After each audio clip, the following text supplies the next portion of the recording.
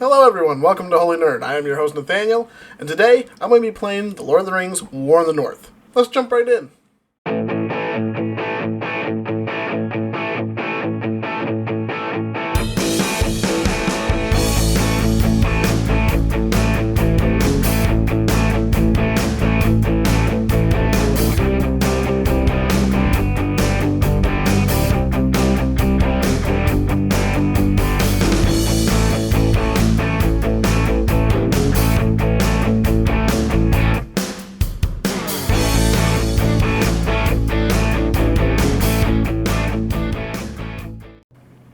The Lord of the Rings, War in the North, has to be close to one of my top favorite games.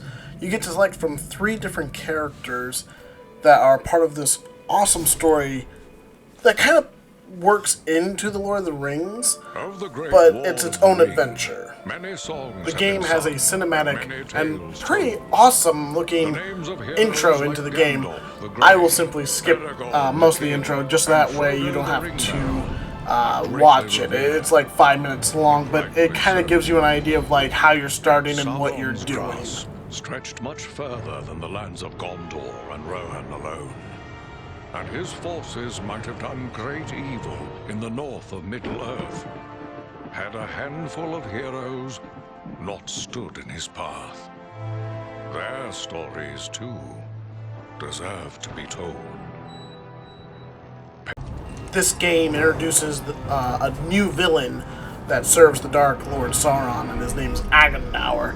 And he is a threat to the north as opposed to the south and from the east.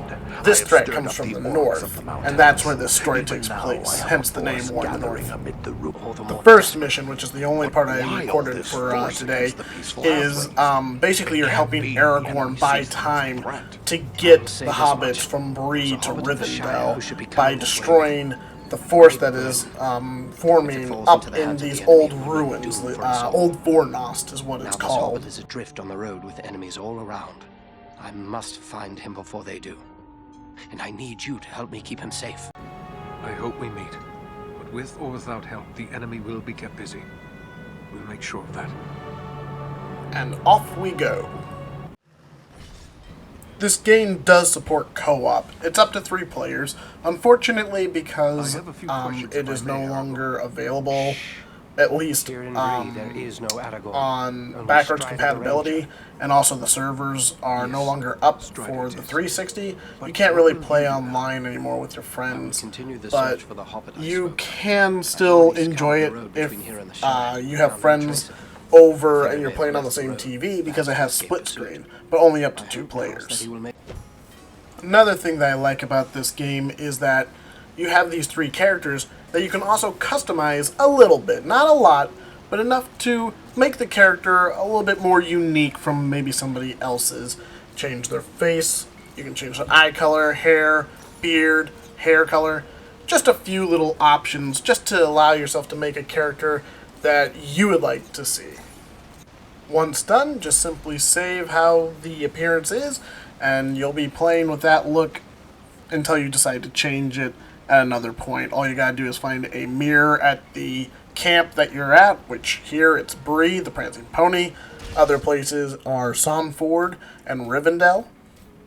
Keep your eyes open for people that you can talk to. They can give you missions that will help you increase your level, but also just add a little bit more interesting interactions with the world you're in, such as at Bree, this man here, Otto, requires weapons to help arm the folk of Bree just in case of an attack. There's a lot of other missions that you can do in all the other camps as well. One of my favorite ones to do is actually here in Bree.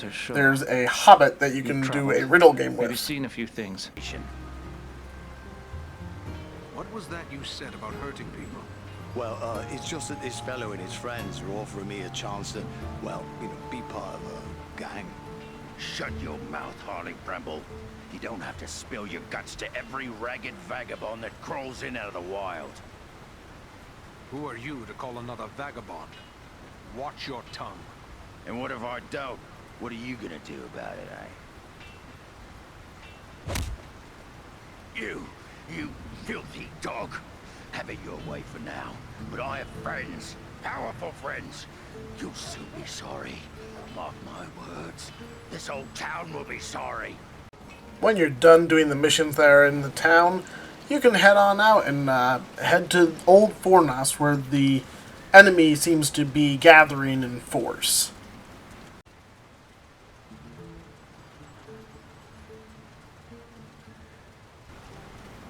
As you can see when you enter the map, it's such a small area that it expands so much further than just Fornost. This is Fornost, yet I see no sign of the enemy. These ruins could hide a large army. We might even now be under the gaze of unfriendly eyes.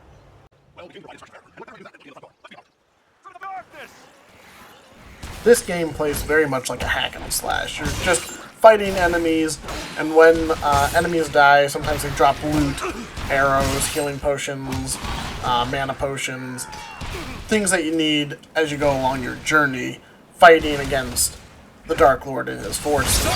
So make sure when you're going around that you're searching every nook and cranny, because there might be something hidden there that you can use later on in your journey.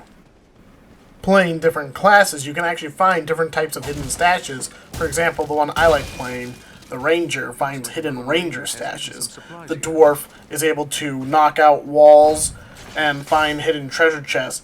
And then the Lore Master, the Elf, she's able to dissolve a illusion wall, and you can find treasure in there as well. She also has the ability to pick up herbs and things like that and make potions out of them.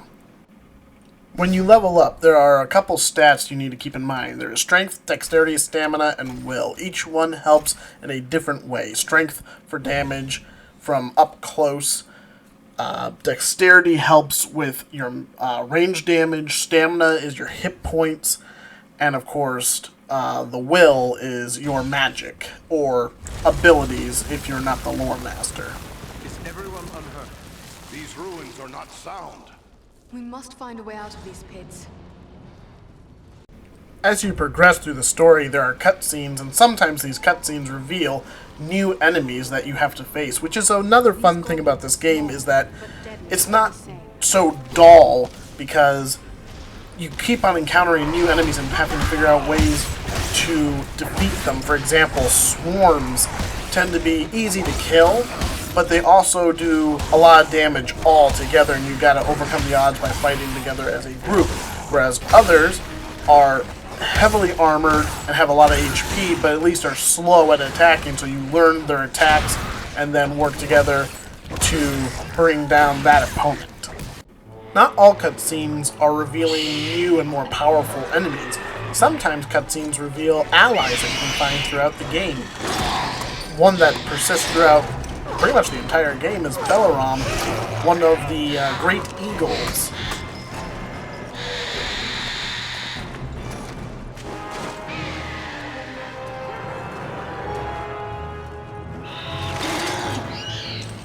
I think Belaram is one of my favorite NPCs throughout the entire game. He's so cool, so unique, has an amazing voice.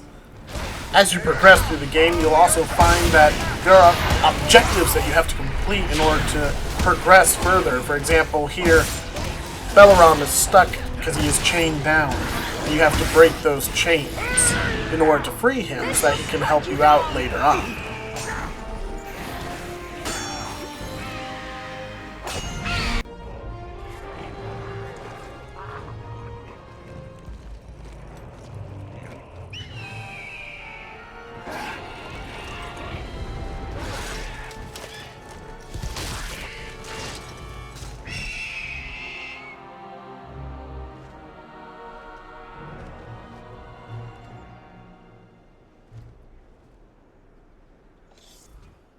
I thank you, friends.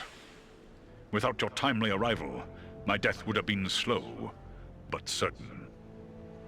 Another thing that I love about this game, the association with the Lord of the Rings, is not just the movies, but also the books.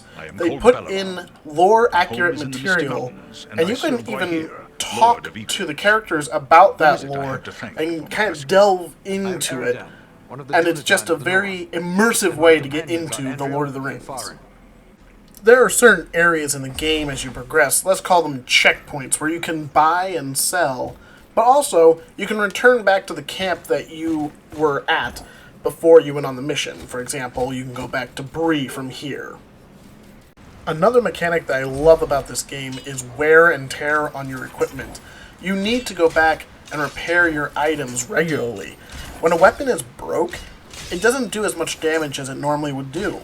Same with armor, it doesn't protect you as much as it could. So it's good to go back to your camp regularly, back to your blacksmith, and get your stuff repaired. It would be nice to see this game get remastered, so that way the graphics that there are today could be implemented into this. But also, just keep the story as it was.